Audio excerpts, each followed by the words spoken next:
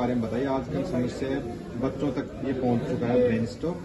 अब इसके लिए सिम्टम्स को कैसे पहचाने फैमिली मेंबर्स की आसानी से उनके पकड़ में आ जाए, वो या भविष्य में वो ध्यान रखें कि तत्काल डॉक्टर के पास पहुंचे। देखिए, इतना तो सबको पता है कि ब्रेन स्ट्रोक दिमाग की वजह से हो रहा है। तो ब्रेन के सिम्टम्स में केवल इतना सा रखें कि जैसे कोई बच्चा खेल रहा है या कोई आदमी है जो अपना नॉर्मल काम करता है, लेकिन अचानक से अगर उसका बोलना बंद हो जाए, आवाज चली जाए, हाथ पैर में कमजोरी आ जाए, चक्कर खा के गिर जाए, या बोले आंख में दिखाई नहीं दे रहा है, या मुझे तुतलाहट आ रही है और मैं बेहोश हो जाए, और सर में बहुत तेज दर्द और उल्टियां हो जाएं, ये सारे ब्रेन स्ट्रोक के लक्षण हो सकते हैं। अगर ऐसा हुआ है तो घर पे वेट ना करें कि खाने पीने से हो गया या किसी और से हो गया, तुरंत हॉस्पिटल लेके जाएं, सीटी स्कैन एमआरआई कराएं, और सीटी स्कैन एमआरआई में जब एक बार डायग्नोसिस बन जाए तो अगर उसमें दवाई की जरूरत है तो दवाई लगवाएं, जो 4.5 घंटे का इंजेक्शन है। अगर उसकी जरूरत नहीं है तो तार के द्वारा दिमाग की एंजियोग्राफी करके उस क्लॉट को निकलवाएं। जैसे कि हार्ट अटैक होती है, एंजियोप्लास्टी करा लेते हैं कि भाई जिंदगी बचेगी,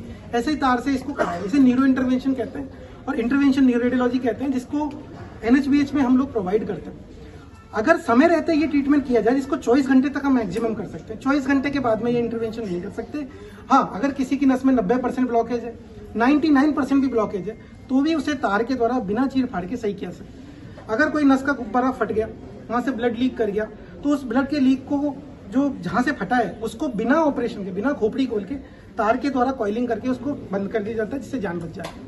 अगर गुच्छा फट गया, बच्चों में गुच्छे बहुत ज्यादा कॉमन होते हैं, तो गुच्छे को बंद कर दो। अभी मेरे पास 5 दिन का बच्चा आया था, जिसको ब्रेन में बहुत बड़ा गुब्बारा है, लेकिन अभी बच्चा ठीक है, तो मैंने कहा 5 महीने में आके करा लीजिए। तो ये वायर से सक्सेस रेट क्या है कि आप ज्यादातर को वायर से ही कर पा रहे हो, या साइंस के हिसाब से 90% तक इसकी सक्सेस रेट है। अगर हम अंदर पहुंच गए तो हम 90% तक क्लॉट निकाल पाते हैं। अगर कोई पत्थर जैसा क्लॉट है और वो तार से नहीं आ पा रहा तो हम उसमें फेल हो सकते हैं। नहीं, लेकिन आप जो कर रहे हो अस्पताल में अब तक तार से कर पा रहे हो या इससे कर रहे हैं एंजियोप्लास्टी वगैरह? हाँ, तार से जो एंजियोप्लास्टी करते हैं उसी से कर पा रहे हैं, और उसमें 100% आया अभी तक। हमारी कोई फेलियर नहीं आई उसमें। Thank you.